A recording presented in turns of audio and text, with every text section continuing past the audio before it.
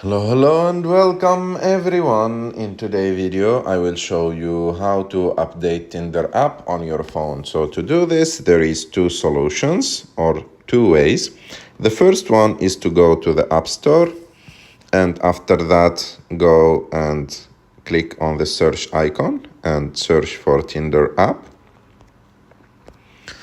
And it will show to you, and as you can see the update icon on the app. You can click on it to update the app.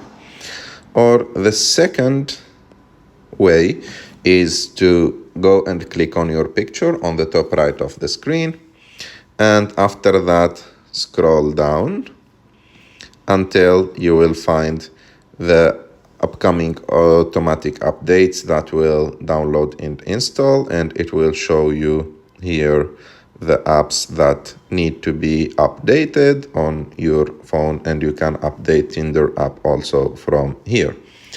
I hope that you liked this video. If you like this video, don't forget to subscribe to our channel, to like this video, and see you in the next one.